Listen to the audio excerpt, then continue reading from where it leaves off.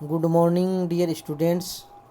आप सभी का इस यूट्यूब चैनल पे हार्दिक स्वागत है। प्रिय विद्यार्थियों, पिछले वीडियो में हमने अलाउद्दीन खिलजी की उत्तर भारत की विजय तथा दक्षिण भारत की विजय इनके बारे में अध्ययन किया था। आज हम अलाउद्दीन की बाज़ार व्यवस्था यानी उसकी बाज़ार नीति का अध्ययन करेंगे। एग्ज़ाम्स में ये है, निबंधात्मक क्वेश्चन पूछा जाता है कि अलाउद्दीन खिलजी की बाज़ार नीति का विवेचन कीजिए। इसलिए हमारे लिए महत्वपूर्ण हो जाता है कि इसका हम अध्ययन करें। तो सर्वप्रथम तो ये जानने की कोशिश करते हैं कि अलाउद्दीन ने जो बाज़ार व्यवस्था लागू की थी उसके क्या उद्देश्य थे, उसने क्यों लागू की है, बाज़ार नियंत्रण जो प्रणाली है वो क्यों लागू की थी। इस संबंध में इतिहासकारों द्वारा अलग अलग उद्देश्य बताए गए हैं। पहला उद्देश्य इतिहासकार जियाउद्दीन बर्नी के अनुसार बाजार नियंत्रण का उद्देश्य कम खर्चे पर अधिक सेना रखना था।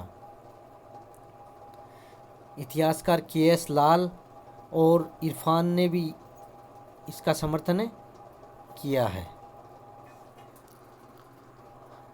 दूसरा जो उद्देश्य है उसके अनुसार अलाउद्दीन का उद्देश्य वस्तुओं के मूल्य को बढ़ने से रोकना था।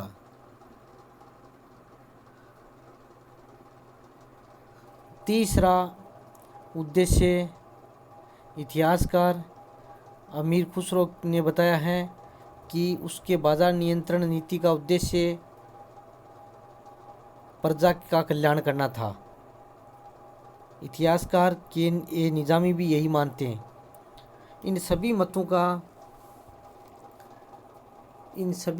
का को अध्ययन करने के पश्चात हम यह निष्कर्ष निकाल सकते हैं कि बाज़ार नियंत्रण और वस्तुओं के मूल्यों को निर्धारित करने में अलाउद्दीन का एकमात्र उद्देश्य राजनीतिक था।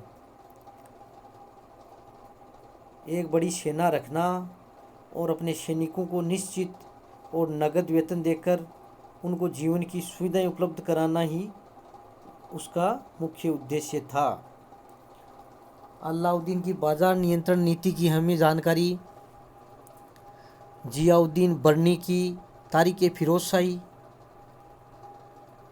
इसामी की फुतुह उस सलातीन तथा इब्न बतूता के रेहला नामक ग्रंथों से जानकारी मिलती है।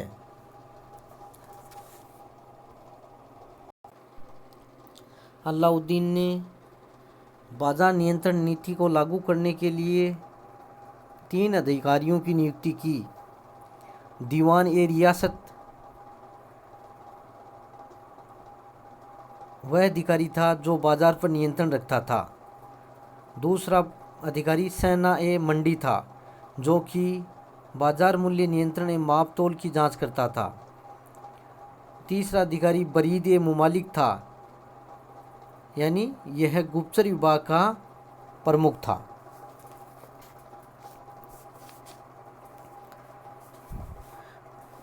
बाजार नियंत्रण के लिए इन अधिकारियों की नियुक्ति करने के पश्चात अलाउद्दीन ने अलग अलग वस्तुओं के बाजार तय किए। अलाउद्दीन ने 3 प्रकार के बाजार स्थापित किए। सराय अदल यानी विदेशों से आने वाले माल हेतु बाजार था। दूसरा खाद्यान्न बाजार और तीसरा घोड़ों, मवेशियों व दासों का बाजार था। इस प्रकार से ये 3 तरीके के बाजार उन्होंने स्थापित किए थे। सरकार में पंजीकृत व्यापारियों को ही किसानों से गल्ला खरीदने की आज्ञा थी। सभी जो व्यापारियों को सेना ए मंडी के दफ्तर में अपने को रजिस्टर्ड करना पड़ता था। कपड़े के व्यापारियों को बाहर से कपड़ा लाने के लिए अग्रिम धन देने की व्यवस्था थी, परंतु उन्हें बाजार में एक निश्चित मूल्य पर कपड़ा बेचने के लिए बाध्य किया जाता था। सभी व्यापारियों को एक निश्चित मात्रा में वस्तु लाने के लिए बाध्य किया जाता, जिससे कि किसी वस्तु की कमी न हो। अलाउद्दीन ने काला बाजारी पर भी नियंत्रण स्थापित किया। सट्टेबाजी और चोर बाजारी पूर्णतः समाप्त कर दी। कानून को भंग करने वाले प्रत्येक व्यक्ति को कठोरतम दंड दिया जाता था और इन सब की देखभाल के लिए जो पदाधिकारी थे वो इन सब की निगरानी करते थे।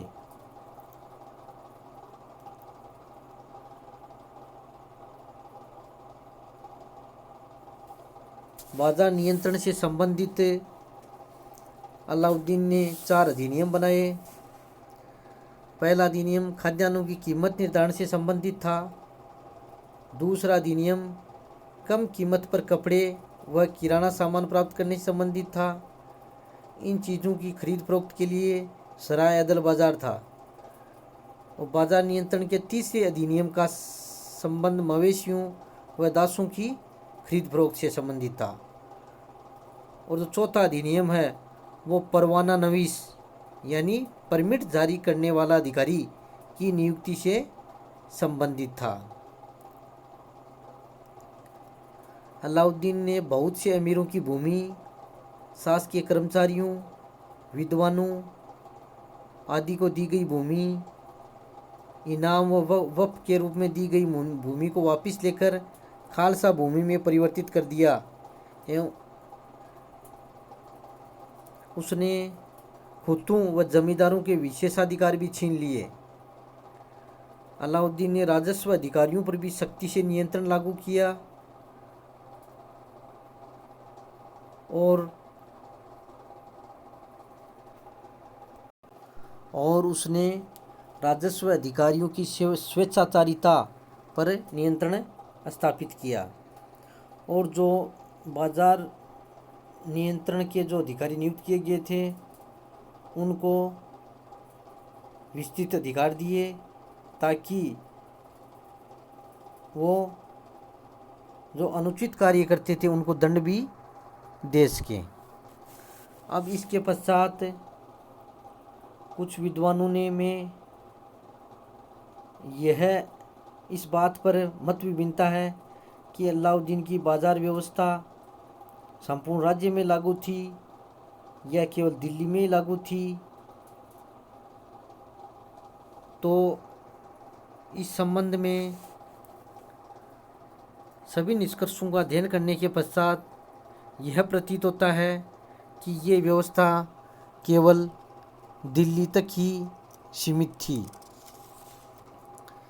इतिहासकार मोरलैंड ने इसे दिल्ली तक ही स्वीकार किया गया है और बन्नी ने भी इसको दिल्ली तक ही किए जाने की बात कही है।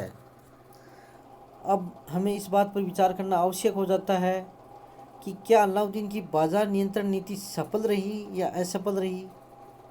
तो इस संबंध में हम कह सकते हैं कि जब तक अलाउद्दीन खिलजी था तब तक ये व्यवस्था सफल रही और उसके समय में उसके उद्देश्य पूर्ति में ये सफल रही, परंतु उसकी मृत्यु के पश्चात ये व्यवस्था समाप्त हो गई।